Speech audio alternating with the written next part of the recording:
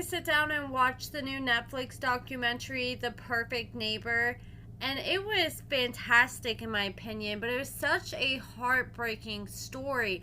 I bawled my eyes out, and usually I might have my eyes water up a little bit here and there if I watch something real emotional, but I full on could not control myself. I was sobbing so hard watching this. This is a story about a feud between two neighbors that turned deadly, and it really exposes the consequences of Florida's stand your ground laws. So Ajike Owens, AJ Owens, was a 35-year-old mother of four, and she was described by her loved ones as a dedicated and loving parent. She worked as a manager at the local McDonald's, and they said when she wasn't working, she was always with her children. She was a mentor to children in the community, and she was known for her infectious laugh and her commitment to her children. She had 4 kids, and her kids and her lived across the street from this woman named Susan, who everyone in the neighborhood calls the neighborhood Karen, because she's constantly calling the police on these kids in the neighborhood on the daily. She would always act like the kids were coming over in her yard. She would act like the kids were ding-dong ditching her. She said the kids were like trying to throw their dog in the back of her truck, just doing all sorts of things. She was making it sound like these kids were terrorizing her and making her life living hell. She's pretty much the neighbor that you never want to have. She's always making up things, over-exaggerating things. She's trying to do everything in her power, it seems like, to get the mother arrested, thinking that's just going to solve the problem. And her neighbor has this lot next to his yard, and he told the kids, hey, if you guys want to come over in this lot and play,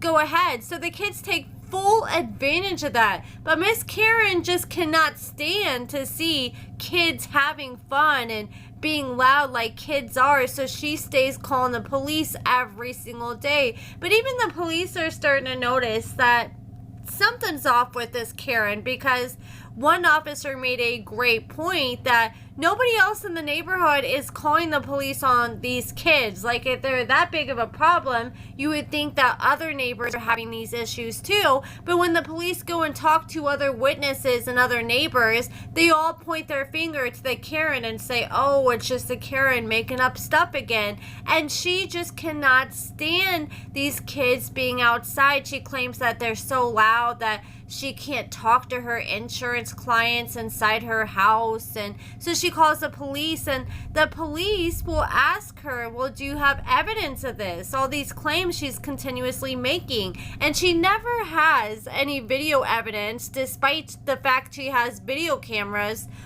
around her house, and she also stays with her phone glued to her hands, and the neighbors claim she's always recording the kids and them all the time, just trying to look for things to use against them. And you would think if they're doing all these things, she would at least have evidence of something, but she doesn't have anything. So the police officers are starting to notice this is a pattern.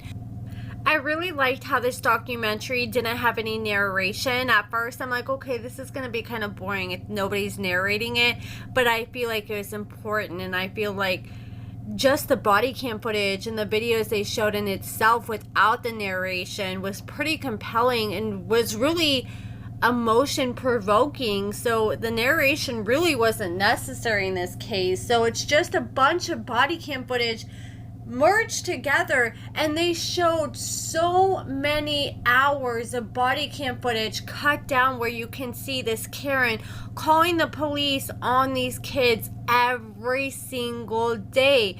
And you know what? I feel like the police really effed up here, because they should have put a stop to it. They did try telling her plenty of times, look, this is a civil case. You're going to have to take them to civil court if this is how you want to handle this. There's nothing we can do for you.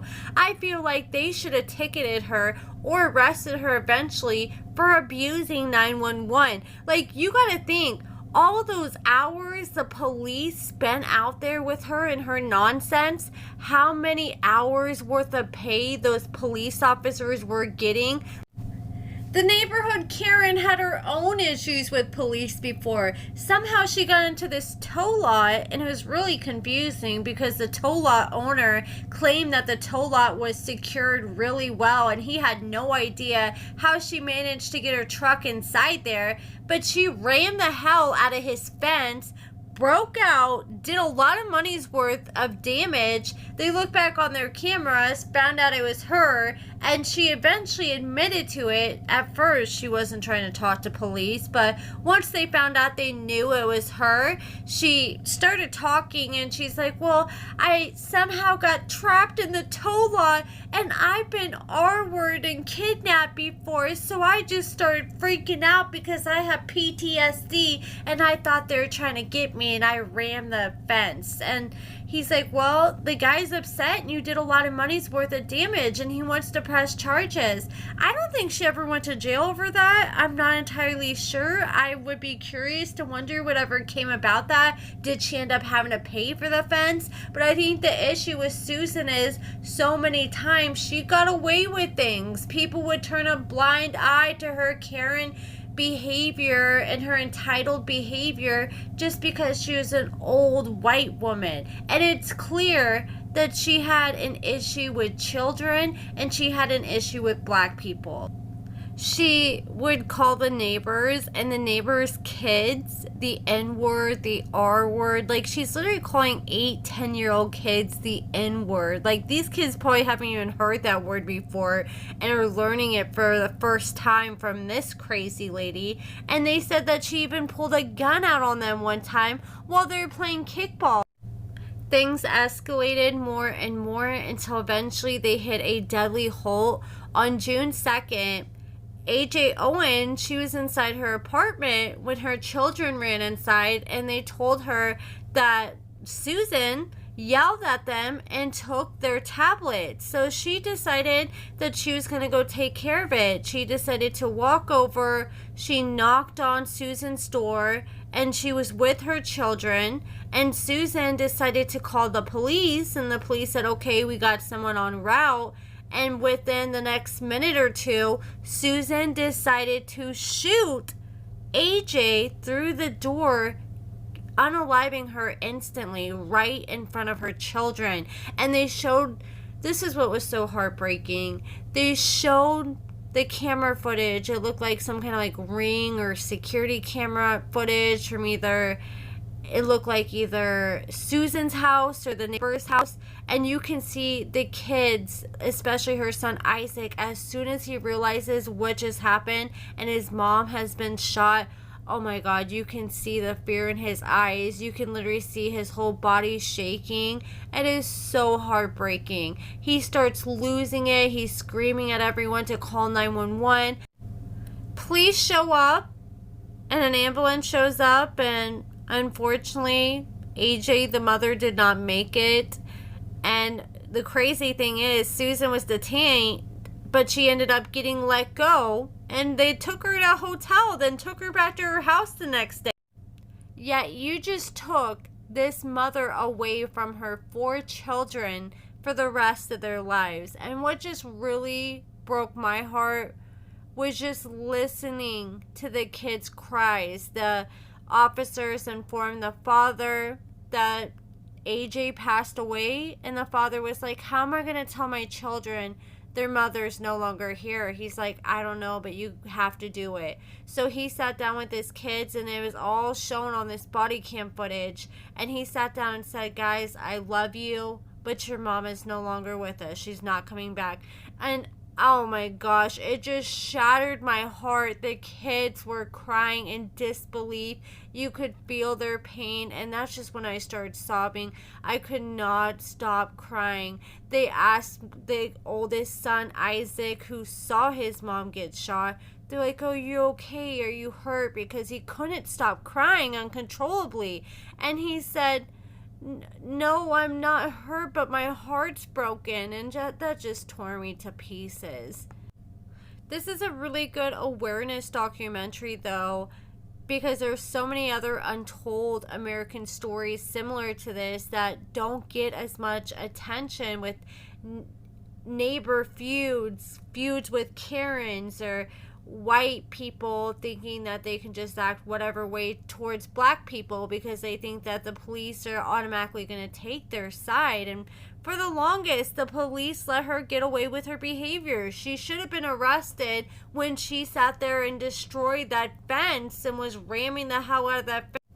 Here's the thing. Nobody thought any justice was going to be served because Susan was not detained initially, and she was a free woman. And I think after 4 days, they finally arrested her. But that's only after there was so much public outrage and pressure and protest in honor of AJ Owens. They eventually arrested her. But here's the thing, even then they were going easy on her. They showed the body cam footage where they sit down with her and they finally decided to arrest her because they had enough evidence to believe that she was not acting in the stand your ground law like she was portraying. And so they're like, okay, we're gonna have to arrest you and book you into the jail. She's like, I'm not going. I can't do this. I can't do this. And she tries to act like she was having like a little mini panic attack. And the officers were like, I don't care what you say. You're going. And she's like, no, I'm not. And this went on for a good 10 minutes, it felt like 5-10 minutes, that she just kept refusing to go with the officer. She would not get up and be handcuffed. But it just pissed me off so much because they were like literally sweet talking Susan to get up and stand up so she could get placed in handcuffs, and they let it go on for way too long. Like, why are you babying this lady? I promise you, if she was black or another race, they would have had done tackled her, tasered her, probably knocked her unconscious. They would have did the absolute most. But here they are freaking babying this woman and just letting her. That's why she's entitled like she is, because people continue to baby her. But I'm glad the judge really stuck it to her. So she ends up getting sentenced to 25 years in prison, and that gives me so much joy deep down, because if she thought those neighbors were loud as hell, she's definitely gonna think it's loud in cell block 5, especially with the fact she felt like police weren't hearing her out when she was calling them every day and she was going crazy because she couldn't control things. Oh my gosh, we see her in jail. I wish I could be a fly on the wall. You know she's going crazy. Like, she's the type where she's probably like putting in complaints on all the officers every day, but nobody probably really cares. And she's the type that will get her ass beat quick going to prison with that kind of attitude. It just gave me so much joy to see that she's gonna probably have to serve the rest of her life in prison and be miserable, and she's gonna probably look back and realize, you know what, it really wasn't that bad after all, at least compared to this, because they're not gonna give a damn about her in prison and her little Karen complaints. But that's pretty much it, guys. Let me know what you guys think about everything in the comments below. Did you guys watch this documentary? Man, it was just such a tearjerker. I sat there and was like sitting next to my kids as I was bawling my eyes out. My daughter's like, are you okay? And I just like had to like give her a hug, because you gotta hug your loved ones close, because you never know when they can die. And it's just so sad that this mom lost her life over something so senseless, over a tablet. And I really feel like she took that tablet on purpose as a way to lure the mom to her door, as a way so she could try to act like, oh, she was threatening me. She tried to say she wanted to take my life, even though they have the security camera footage, and she didn't say any of that. But that's pretty much it, guys. Let me know what you guys think about everything in the comments below, and thank you so much for watching.